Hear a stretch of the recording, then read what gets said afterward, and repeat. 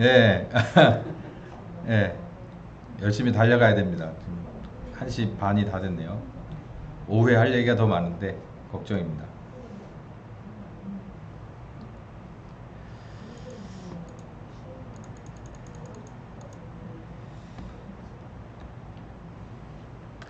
예, 이제 명실공히 하스몬 왕조가 출범했습니다. 이제 그 말도 많고 탈도 많은 그 고려가 망하고 조선이라고 하는 나라가 시작되듯이 여기도 이제 그런 거예요. 나라 자체가 없었는데 이제 나라를 다시 원상복귀 시킨 그 왕조가 이제 하스몬 왕조가 시작됐습니다. 그래서 힐카누스가 우리나라의 세종격으로 이 사람이 좀 나라의 여러 면을 안정되게 이렇게 반석 위에 올려놨습니다. 그리고 최고 권력자가 되고 어, 이제 이스라엘의 율법과 성전은 살짝 뒤로 한 채 헬라의 문화를 적극적으로 수용을 했습니다. 그래서 한쪽에서는 반대했고 한쪽에서는 찬성하는, 이 중간에는 뭐가 있었냐면 성전이라고 하는 종교와 행정의 주도권 싸움, 요게 있었다는 거예요. 요 파일을 놓고 한쪽에서 크냐 작냐 요걸 다투는 게임이다. 처음에 시작할 때는 하나님의 율법 거창하게 명분을 삼았고 하나님의 영광을 위해서 이건 참을 수 없다라고 생각했지만 그렇게 예, 근데 결국에 가서 이제 모든 것이 다 판이 끝나고 나서 이제 네 파이가 크냐 내 파이가 크냐 이제 요걸 가지고 다투는 상황이 돼버렸다. 에, 유다, 그러니까 아리스토블루스라고 하는 사람, 이름도 이제 반반이죠. 이제 섞여서 헬라식으로 개명을 하고 본격적으로 헬라의 문화권 안으로 들어가는 겁니다. 그러니까 하나님의 뭐 율법과 성전 이게 어떻게 돼가는지 잘 모르겠어요. 그래서 여기서부터 문제가 있었다. 그러다가 정말 심각한 문제는 요 알렉산더 얀네오스라고 하는 이 장남이고 차남이죠. 이 차남에 내려와서 문제가 발생합니다. 문제가 어떤 문제가 발생하냐면 유다 아리스토블루스가 와이프가 누구냐면 살로메예요. 결혼을 해서 왕비죠. 그러다가 이제 얼마 안 있다 바로 죽었습니다. 그러니까 이 밑에 있는 차남이 이 얀네우스가 자기 형수와 결혼을 해버렸어요. 아 이게 모르겠습니다. 어쨌든 뭐 그 당시에 결혼 문화가 어땠는지 뭐 이런 걸 논하기 전에 이 결과를 극명하게 반대를 하는 파가 있었고 찬성을 하는 파가 있었어요. 그러니까 이게 이제 문제가 돼가지고 서로 내전이 발생하는 거예요. 이게 이제 우스운 꼴이 된 겁니다. 이제 바리새파 쪽, 사두개파 쪽 이게 양쪽으로 나뉘어서 서로 싸움이 붙은 거예요. 6년 동안이나 싸움이 붙었었는데 이게 우리나라 이 구한말하고 비슷한 상황인 게 뭐냐면 동아혁명이 일어났을 때 우리나라 관군이 이걸 해결 못하니까 이제 여기서 군대를 빌려오고 저기서 빌려와가지고 이거 해결하잖아요. 그런 것처럼 바리새파 쪽에서 그리스에 손을 내밉니다. 우리 좀 도와다고 이 내전을 좀 종료시켜야 되겠는데 이쪽 상대편이 힘이 좀 세니까 우리를 좀 도와주면 안 되겠니? 그 이전에 시몬이라고 하는 사람은 로마를 끌어들여 가지고 그리스를 패퇴시켰는데 바리새파가 또 이제 그리스를 잡아 당기는 거예요. 그러니까 우리나라 구한말하고 비슷한 게 고종이 러시아한테다 편지 보내고 뭐 이쪽 뭡니까 청나라하고도 그러고 일본하고도 그러고 중간에 서서 종로로 갈까요 영등포로 갈까요 뭐 청량리로 갈까요 이러고 있는 상황인가 여기가. 이게 하나님의 영광을 위해서 율법을 위해서 시작된 나라가 맞습니까 이게 참 재밌는 거예요. 역사는 그러니까 똑같은 패턴으로 돌아가는 거예요. 이게 헤게모니 싸움이에요. 주도권 싸움. 이 파이를 누가 이 땅 따먹기 선긋기 하듯이 어떤 거를 더 많이 내가 갖느냐, 내가 주도권을 갖느냐, 요게 목적이 되다 보면 반드시 이 공식대로 갈 수밖에 없어요. 그 옛날이나 기원전이나 지금 2021년, 21세기를 달려가는 지금도 마찬가지예요. 똑같아. 왜 그럴까요?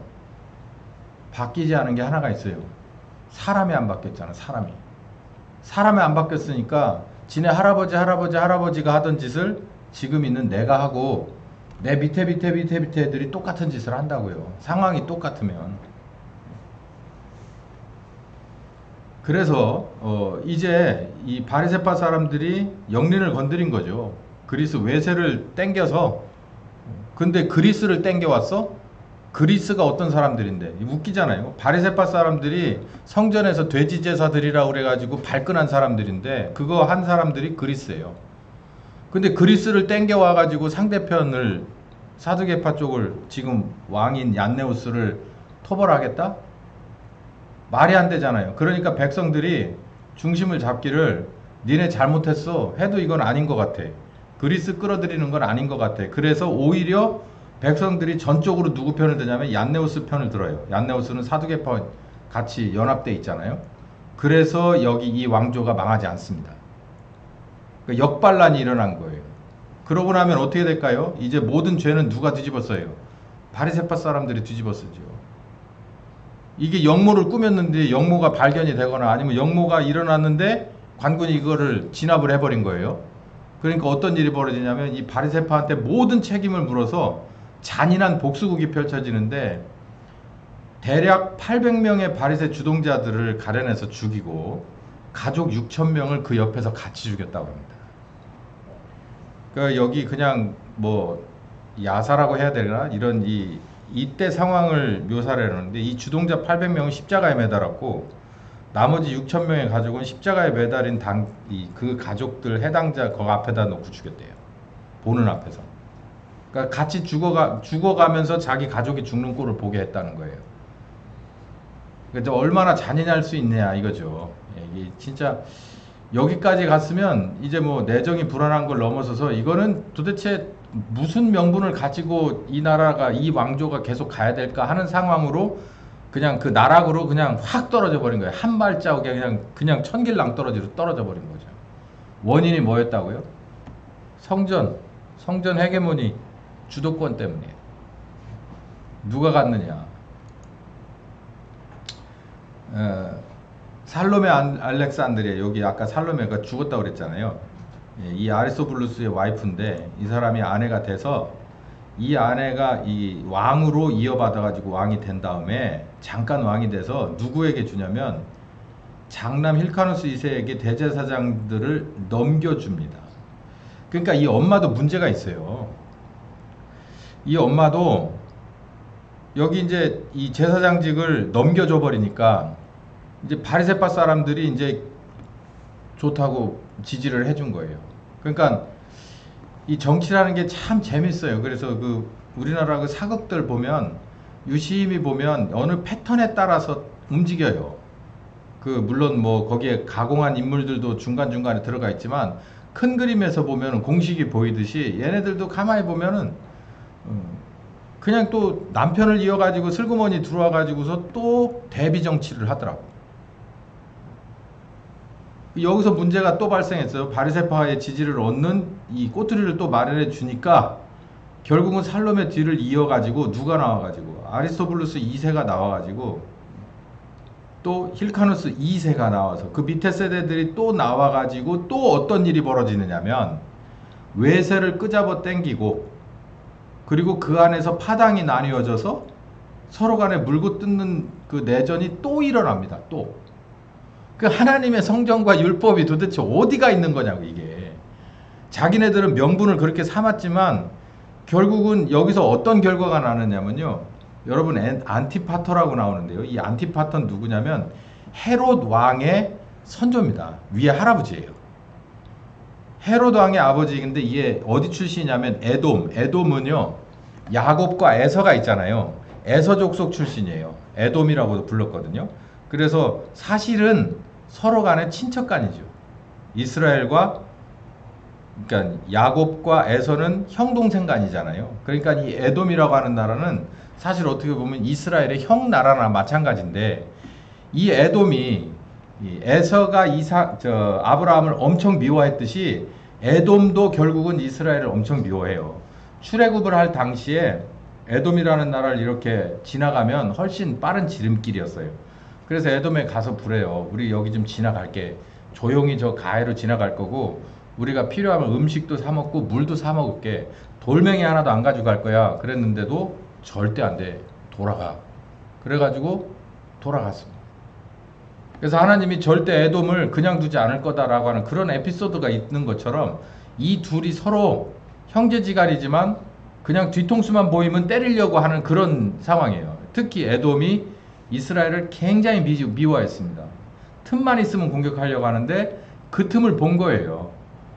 그래서 안티파터라고 하는 인물이 나와서 이스라엘을 지원을 해줘요. 근데 이게 지원이 아니라니까. 이게 지원을 해줘서 결국 사두개파와 함께 힘을 합쳐가지고 정권을 다시 뺏어옵니다. 이게 계속해서 문제가 발생해요. 엎치락 뒤치락, 엎치락 뒤치락. 결국은 중간에 뭐가 있느냐면 주도권 싸움이에요. 성전 주도권 싸움.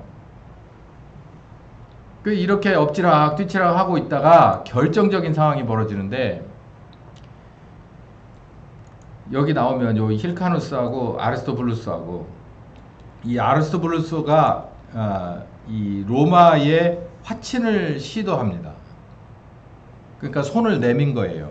당신들 들어와서, 그러니까 그리스에 손을 내밀었다가 또 다시 로마에 손을 내밀어서 우리한테 와서 군대 좀 빌려줘. 그래서 상대방 정적들을 다 치워줬으면 좋겠어. 그러면 우리가 니네하고 친구가 돼줄게 라고 하니까 이 폼페우스 장군이 어떻게 했느냐면, 그래 그렇게 해줄게. 손해볼 거 하나도 없으니까. 그래 놓고 어떻게 했냐면은 싹 정복을 해버려요. 나라를 완전히 문을 닫아버리는 거지. 내가 니네 도와줄게. 그리고 들어와 가지고 완전히 나라를 다 말아먹어버린 거예요. 정복을 해버리고, 그리고 누구를, 힐카누스 2세를 대제사장으로 임명을 합니다. 여기 힐카누스 2세가 있고요. 그리고 안티파터를, 여기 헤로데 선조라고 그랬죠. 헤로데 할아버지. 안티파터를 유대 행정관으로, 여기서 제일 잘된 사람이 누구예요?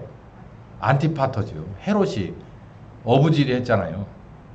어부지리 했잖아. 가만히 그 판에 들어가서 얼쩡얼쩡 하다가 누구 하나가 맞아가지고 그로키 상태가 되니까 그놈 확 잡아 챈 거죠.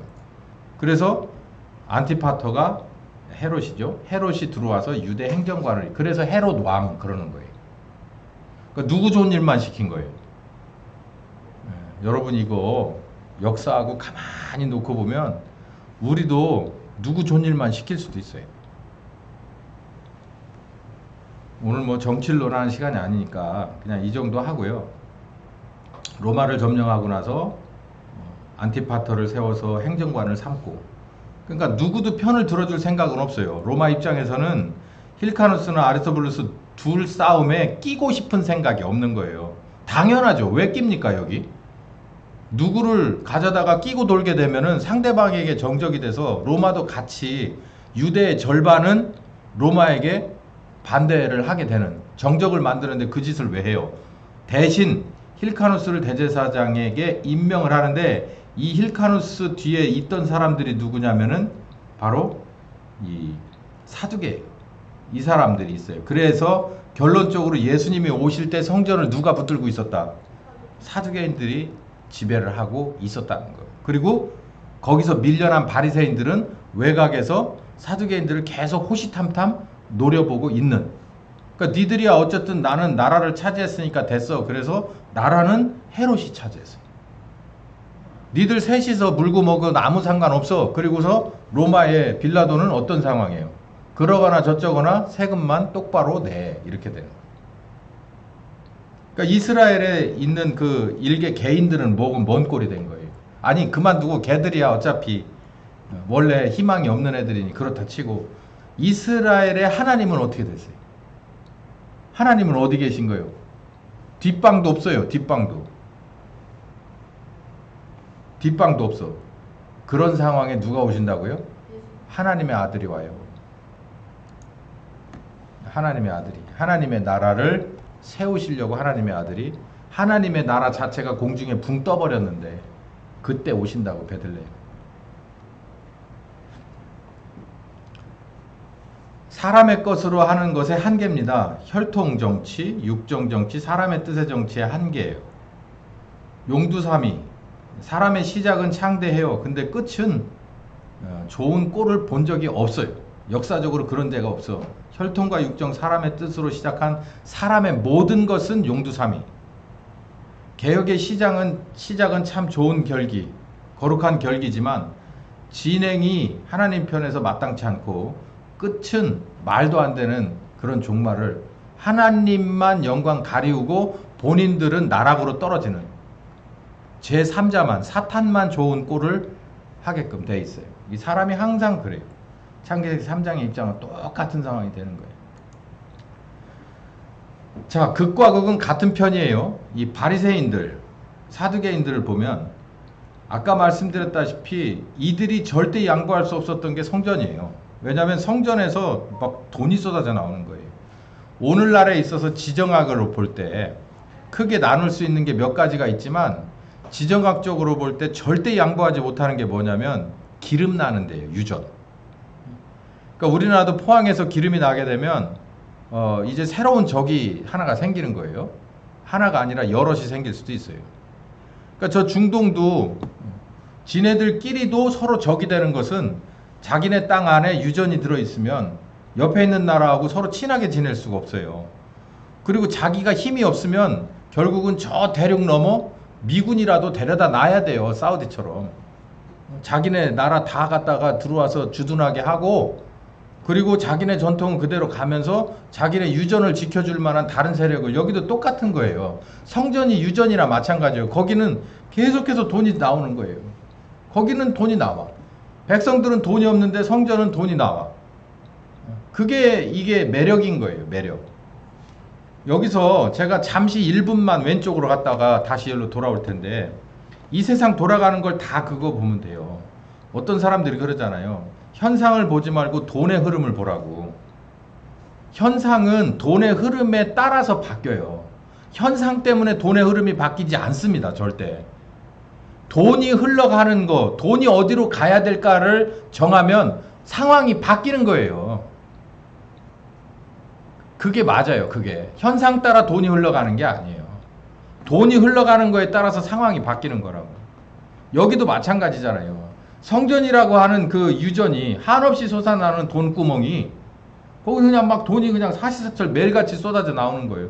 수고할 필요도 없어. 그러니까 그걸 둘러싼 암투가 벌어지는데 나는 저걸 가질 거야 라고 해가지고 막 맹수들처럼 와가지고 막 칼 들고 총 들고 와가지고 여길 점령하고 야 성전세 내려줄게 이렇게 하는 게 아니라 교묘하게 뭘 들고 나오냐면 민심을 얻어야 되니까 명분을 얻어야 되니까 하나님의 나라와 하나님의 율법 가지고 나오는 거예요. 그걸 원상 회복하겠대. 근데 원상 회복을 하는데 왜 이렇게 회복이 이상하게 돼가냐고. 형수하고 결혼을 하지를 않나. 뭐 어머니가 나와가지고 뭐 이편 저편 아들을 반으로 갈라놓지를 않나. 그리고 외세를 이쪽으로 왼손으로 잡아당겼다 오른쪽으로 잡아당기서 결국은 제3자에게 나라를 뺏기지를 않나. 이게 도대체가 무슨 하나님의 나라와 하나님의 율법이 거기 들어있어요? 아니잖아요. 얘네들은 똑같은 편이에요. 삼각형과 사각형일 뿐이에요. 내용물은 똑같아. 이 점을 명심하셔서 세상을 간단하게 착착착 정리해서 보시면 돼요. 여도 야도 없어요. 다 똑같은 거예요. 예? 같이 엄청나게 싸워요. 막 서류 막 집어 던지고 욕설하고 가져다 막 오한마 들고 가서 문 부시고 필리버스터 한다고 막 몇 시간씩 이렇게 하잖아요. 그러다가 점심시간입니다. 정의하겠습니다. 그러면 어떻게 될까요? 아이고 형 여기 갈비탕 있는데 같이 가자고. 아이 빨리 이리 와. 같이 악수하고 뭐 아들 장가 보냈다는데 딸 시집 보냈다는데 같은 편끼리 그러면은 이해를 해. 근데 같이 밥 먹으러 가서 그 목사들도 똑같아요. 회의 때 죽일 놈 살릴 놈하고 싸우다가 점심 식사는 이제 나와서 잠시 광고 드리겠습니다. 1시 반부터 너무 늦으면 안 돼요. 우리 집사님이 예약을 해놨. 밥 먹으러 가야 돼요. 그럼 밥 먹고 합시다. 그래서 잠시 정회를 해놓고서 갈 때는 형님, 동생, 선배님, 목사님, 뭐 예? 아들 장가 잘 보냈어요. 뭐 교회 부흥 집회 잘 끝났어요. 그러고 가서 밥 먹고 와가지고서 자 개회를 선언합니다 하면 또 쫙.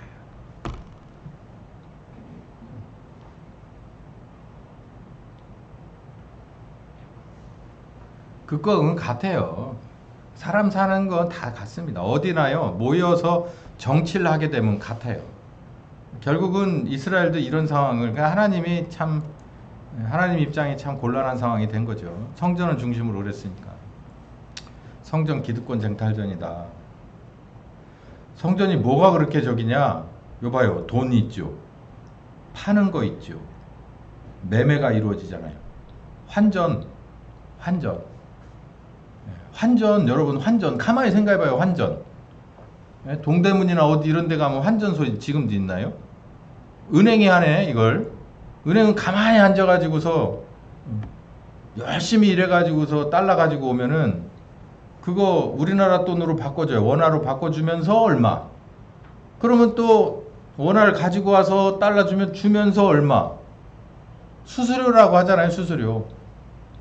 그 일이 여기서 있는 거예요. 여기서. 그 돈이 어마어마할 겁니다, 여러분. 생각해 보세요. 뭐 뒤에 또 할 얘기가 있을지 모르죠. 자, 여기 이게 이제 오늘 결론인데요. 이런 말도 안 되는 상황 속에 진짜가 나타나는 거예요. 주인이 나타난 거예요. 뭐의 주인이? 성전의 주인이 나타났어요. 그러니까 지금까지는 성전의 주인도 없는데, 진짜 주인은 어디 가고 없는데 성전이 다 지 거라는 거, 지 거. 그러고서 이놈이 주도권 잡고 저놈이 주도권 뺏기고 하는 이 상황에 제3자가 어부지리 먹고 이러는 상황이 돼버렸는데, 진짜가 나타난 거예요. 진짜가. 근데 그 진짜가 미가엘 천사가 내려오고 가브리엘 천사나 막 루시퍼 천사가 어마어마하게 예전을 해가지고서 공중에서부터 쫙 내려왔으면은 그 앞에 그냥 걸음만 알 살려라 대가리 땅에 쳐박고 일어서지도 못할 것들인데, 예루살렘에서 예루살렘을 들어오는데 나귀를 타고 들어오고, 그리고 막 그 별거 아닌 제자들 그냥 뒤에다 달고 오고, 그리고 그냥 별거 아닌 그냥 아픈 사람들 따라다니고, 그냥 시골 노인네 애들 이렇게 서커스 따라다니듯이 그렇게 따라다녀요.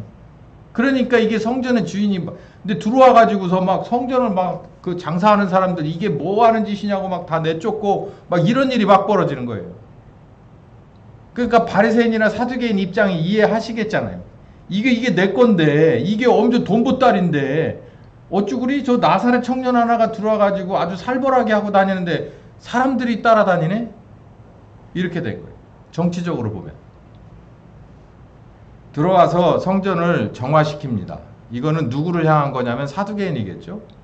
사두개인들이 성전을 장악하고 있었으니까 이 사람들에게 강도의 소굴로 바뀌어버린 하나님의 성전이라고 강력하게 혹독한 비판을 하고, 그리고 마구 다 엎어버리고 쫓아내고 막 그래요.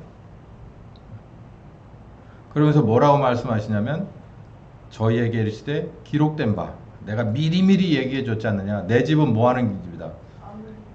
기도하는 집이다. 만민이 기도하는 집이다. 근데 요걸 제가 여러 말씀들을 종합해서 설명을 드리면, 만민이 기도하는 집이라는 것은 뭐냐면, 그러니까 이게 어떤 거냐면, 우리는 기도하고 하나님은 은혜를 주시고, 요 관계를 말하는 거예요. 근데 여길 보면 하나님 앞에 나오는데 돈을 환전해서 나오고, 그리고 짐승 재물을 사서 나오잖아요.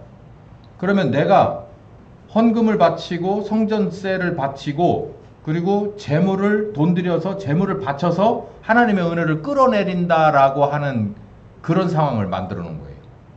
그러니까 그거 아니라는 거예요. 그래서 이 잘못된 것들 다 내쫓고 뒤집어 엎어버린 거예요. 예. 요거 지금도 우리에게 굉장히 큰 의미를 줘요. 이 바리새인은 마태복음 23장 16절부터 하여간 여기 이 앞뒷장으로 읽어보면 바리새인은 정말 혹독하게 비판했어요. 제가 그래서 지난 그 오전 설교에 바리새파에서 환멸 느끼고 나온 그 에센파 그 중에 침례 요한이 있었다. 그래서 예수님은 침례 요한을 그리고 그 무리들을 나름대로 인정한 면이 있다라고 제가 말씀드렸잖아요. 그것처럼 이 바리새인들은요 예수님에게 있어서 굉장히 그 아주 미운 녀석이었어요. 사두개인보다 더 미운 거예요. 그 왜 그런가라고 가만히 봤더니 크게 몇 가지가 예수님이 이렇게 비판을 했는데 23장 중간부터 시작해서 쭉 보면 몇 가지 주제가 나와요. 하나는 11조 헌금 문제가 있습니다. 11조 헌금 문제가 있는데 이 11조 헌금 문제는 지금도 얘기해요. 그래서 이거를 제가 지금 얘기하면은 설교를 다시 시작해야 될 것 같아서 잠시 좀 이건 그냥 그건 제가 억지로 꾹 참고 하고 싶은 말을 참고 11조 헌금에 관한 것은 원래 이 당시의 사람들은 그게 율법에 모세 율법에 정해져 있는 거예요. 그렇게 하라고. 11조 헌금 하라고. 그런데 성전의 주도권을 빼앗긴 바리새인들이 이 11조 문제를 어떤 식으로 자기네에게 유리하게 만들었냐면 그러니까 성전을 뺏겼으니까 제일 주도권을 뺏겼으니까 어디서 딴 데서 돈 만들어 먹을 만한 걸 찾기 시작한 거예요. 그러다 보니까 율법이 만만한 거예요, 이게. 왜냐면 지금도 마찬가지지만 성경 갖다 대고 이게 갖다가 놓고서 이 성경이 뭘 말하는지 얘기하면요. 이게 뭔가 목사님한테나 물어봐야 되나? 우리는 그냥 목사님 시키는 대로 하거든요. 혹시 여러분도 마찬가지 아니에요? 성경 갖다 놓고서 이 성경 이거 얘기하면은 이게 문제가 그게 문제인 거예요. 지금은 개신교회잖아요. 가톨릭도 아니고 성경을 아체 볼 수도 없었어요. 로마 가톨릭 시대는 지네들의 언어로 지네들의 성경만을 가지고 성직자들끼리만 가르치고 배웠다고요. 그래서 무조건 다 교인들의 눈을 막고 귀를 틀어 막고 그냥 끌려다니게끔 만들었던 때가 있고 그건 아니다 해서 목숨 걸고 개혁을 한 것이 교회 개혁이에요. 그러니까 지금은 모두가 다 성경책을 가지고 있고 모두가 다 기도해서 만민 제사장설이라고 그래서 하나님 앞에 직접 나갈 수 있다고 바로 잡아주고 다 자유롭게 했는데도 지금 있는 여러분도 이거는 목사님한테나 물어봐야지 이렇게 되면은 문제가 돼. 로마 카톨릭 시대나 지금이나 똑같은 거예요. 그 그냥 장님이고 모르겠어요. 그냥 우리 교회 목사님 주일날 잘 나가요. 그냥 그거. 그러면 큰일인 거예요. 이건 지금 그 큰일이에요. 그거. 여러분 11조 문제가 어떠냐고요. 이 당시에 11조에 관해서 율법을 해석을 하는데 니네 정말로 악의적으로 왜곡했다라고 해서 예수님이 바리새인들을 굉장히 미워했어요. 그 중에 하나가 11조 문제예요. 11조 해야 된다는 게 맞아요. 근데 어떻게 가르쳤냐면 여기는 구할, 여기는 일할이잖아요. 내 수입의 구할, 내 수입의 일할. 여러분 그러면 내가 이거는 옆으로 가는 건데 하나 물어봅시다.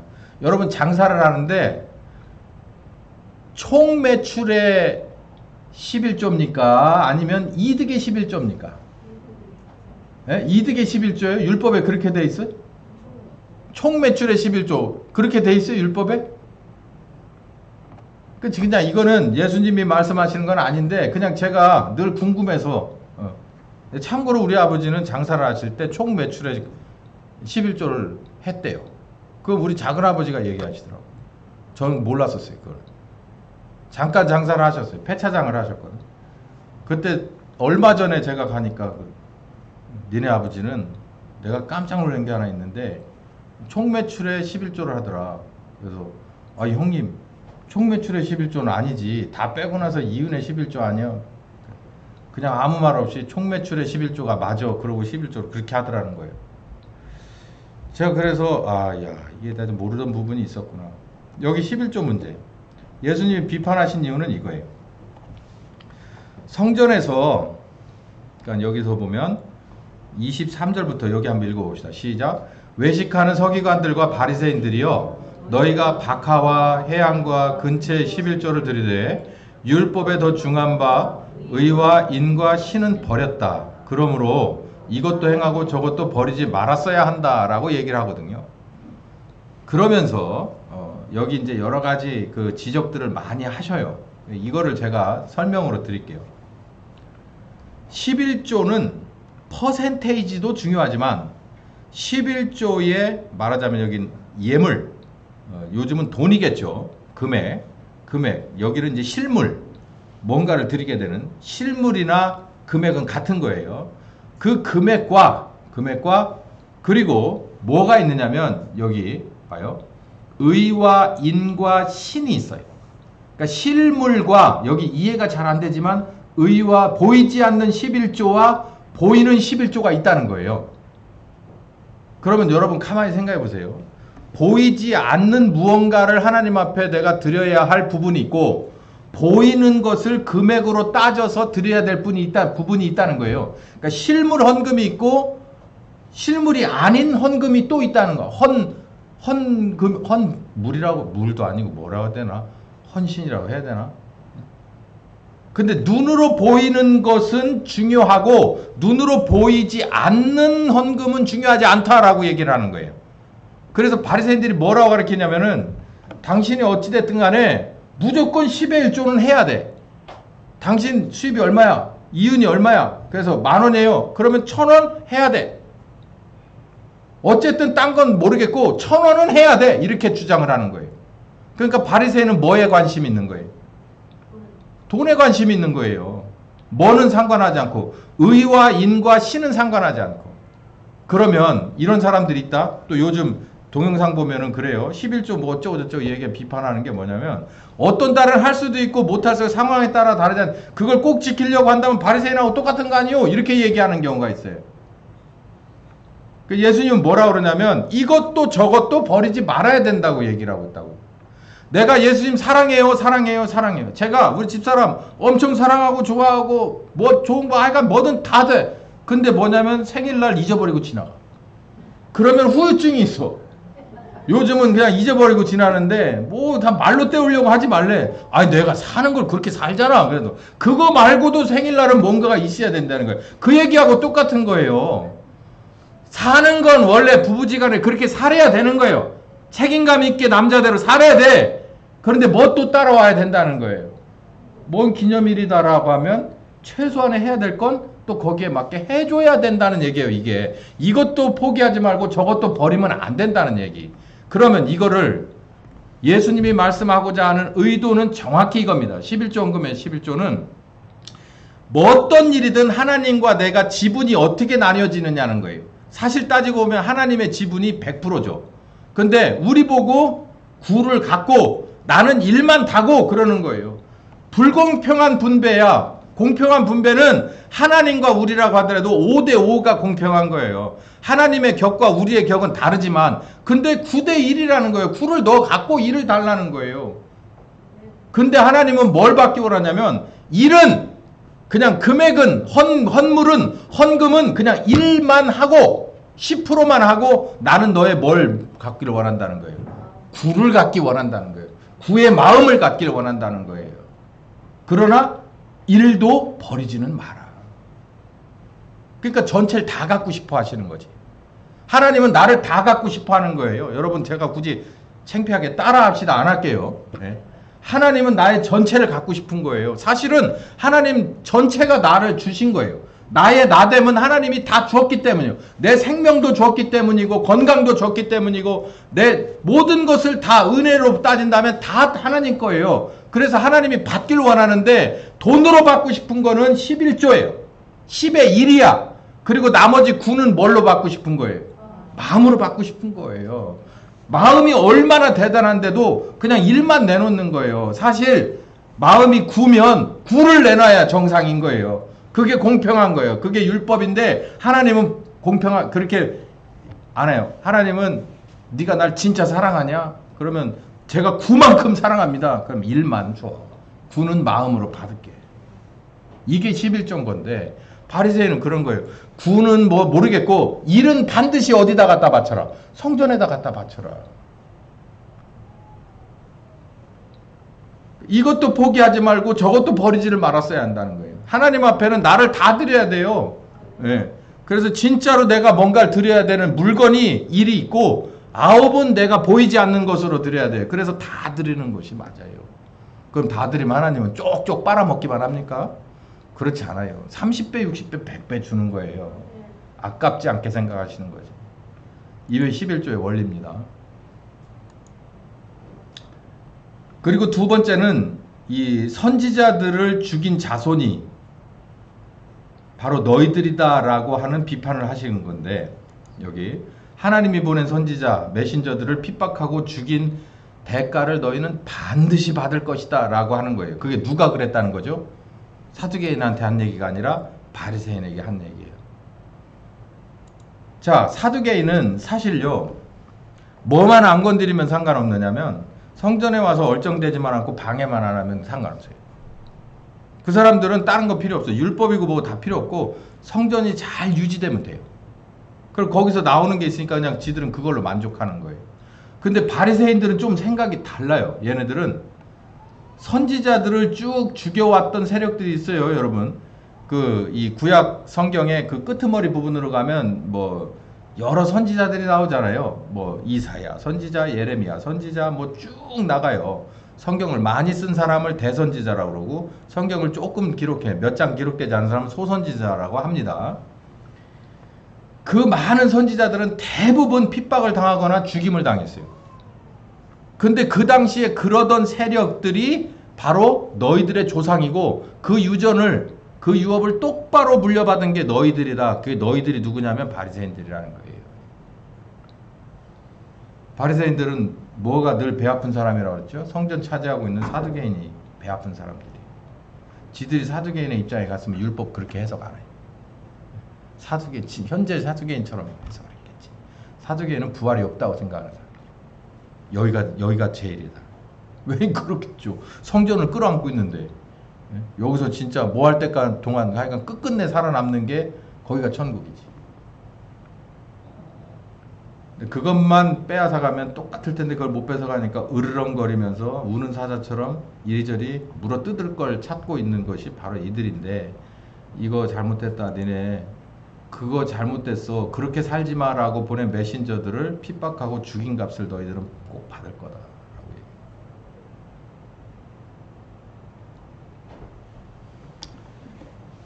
얘기해요. 이제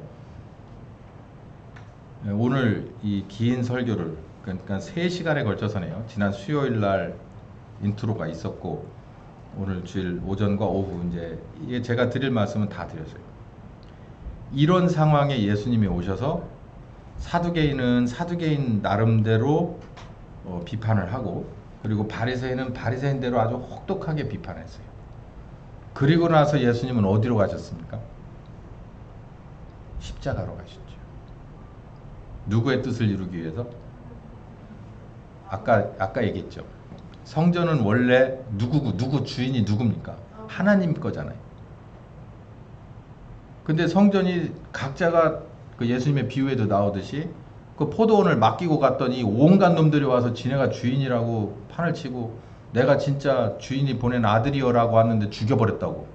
그런 비유가 있잖아요.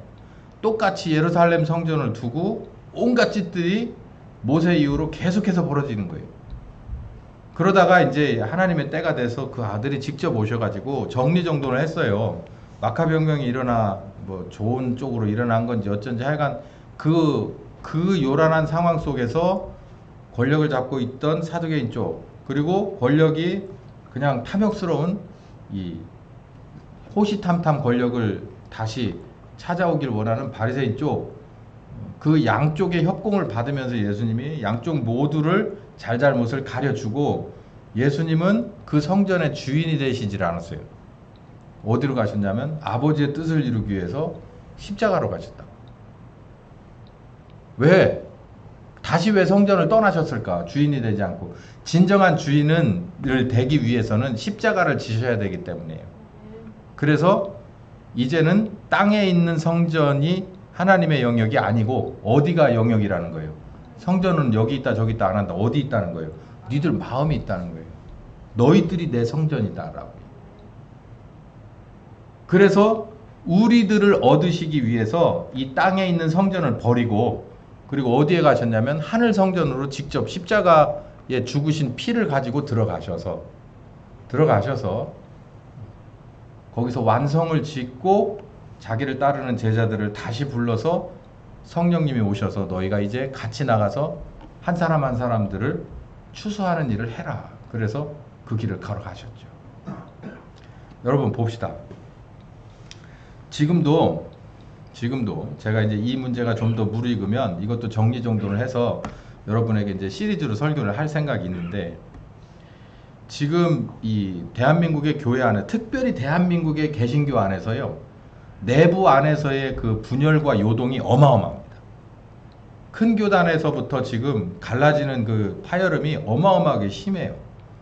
이제 그런 일들이 전조 증상이 있었고 이제 본격적인 게 시작이 돼가고 있거든요. 그러니까 지금 이것도 모두가 다 헤게모니 싸움이에요. 교회가 일종의 권력이 돼버렸어요.